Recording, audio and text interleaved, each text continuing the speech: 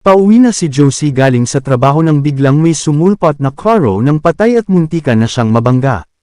Mabuti na lamang at nasa gilid siya ng daan kaya nakaiwas agad siya.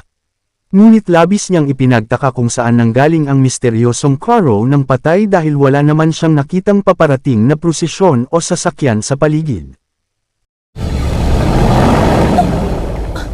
Muntikan na ako dun ha, dami talagang kamote sa daan. Tama ba yung nakita ko karo ng patay? Binaliwala na lamang iyon ni Josie at nagpatuloy siya sa paglalakad pauwi. Ngunit sa kalagitnaan ng kanyang paglalakad ay muli niyang nakita ang misteryosong karo ng patay na tila basta na lamang sumulpot sa daan. Ngayon ay nakaparada na ito, at mas lalo siyang kinilabutan nang makita niyang nasa labas na ang kabaong at nakapwesto pa mismo sa gitna ng kalsada. Ito yung karo ng patay kanina, nakaparada lang sa gitna ng daan yung kabaong nasa labas. Sa gitna ng daan ng lamay. Nang makalapit si Josie ay labis ang kanyang pagkagulat sa nakita niya sa loob ng kabaong. Hindi siya makapaniwala at hindi maubos maisip ang kanyang nasaksihan nang makita niya ang sarili niyang nakahiga roon, walang buhay, mapotla, at hindi gumagalaw. Hindi ako yan! Hindi yan totoo! Buhay ako, buhay! Pagod ka lang, Josie, kaya kung ano-ano ang nakikita mo! Nang makalayo si Josie sa kabaong at sa misteryosong karo ng patay ay hindi niya namalayang nasa tapat na pala siya ng convenience store. Doon niya nakita si William, ang kanyang supervisor, hinihingal si Josie, pawis na pawis, at halos hindi makapagsalita dahil sa matinding takot at kaba na kanyang naramdaman. Buhay ako, buhay! Anong nangyari sa'yo? Bakit parang takot na takot ka? May kabaong dun sa gitna ng kalsada. Kabaong? Paano magkakaroon ng kabaong sa gitna ng kalsada? Sigurado ka? Sigurado po ako, Sir William, at ako ang nasa loob ng kabaong. Gusto mo bang kumain muna? Ayoko po. Gusto ko na pong umuwi. Sige, tara na. Habang naglalakad sila pauwi ay napansin ni William na tila paikat-ikot lamang sila at paulit-ulit na iisang kalsada ang kanilang nadaraanan. Nagtaka naman si Josie dahil madalas naman siyang dumaan sa lugar na yun pauwi sa kanyang boarding house at hindi pa niya naranasang maligaw roon. Saan ba dito ang boarding house mo? Parang paikot-ikot lang tayo. Kapag umuwi ako, dito po ako dumadaan. Makikita ko na po agad ang bahay. Hindi kaya naengkanto tayo?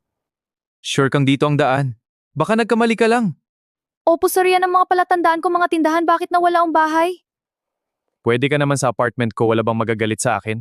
Wag na, sir, nakakahiya naman po. Okay lang at malalim na ang gabi. Pumayag na rin si Josie na pansamantalang tumuloy muna sa apartment ni William upang magpalipas ng gabi. Ngunit ang hindi niya alam, may isang nakakatakot na pangyayaring magaganap na maglalagay sa kanya sa matinding panganib. Josie, ikukuha kita ng kumot at unan. Josie, naririnig mo ba ako? Mabubusog na naman ako ngayong gabi. Tapos na ako kay Joy. Ikaw naman ang susunod. Habang mahimbing na natutulog si Josie, biglang dumating si Aling Martha, ang landlady niya. Sa pagdating nito, apo pala niya si William. Isang bagay lamang ang malinaw sa sandaling yun, may kakaibang pagkatao ang maglola. May pagkain ka na naman, Apo. Mahilig ka talaga sa mga magaganda. May pakinabang yan bago ko kainin. Pagkatapos mo dyan, lilipat naman tayo ng ibang lugar. O Lola, ibahin mo na naman ang mukha mo.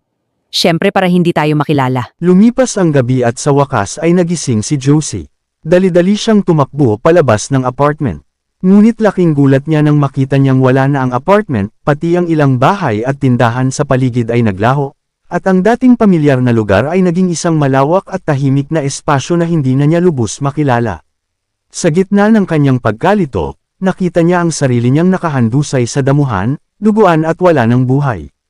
Hindi niya matanggap ang kanyang nasasaksihan, lalo na ang katotohanang katulad ng kanyang kaibigang si Joy, tila pati siya ay wala na rin.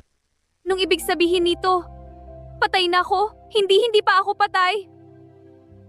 Hindi ako patay, hindi ako yan.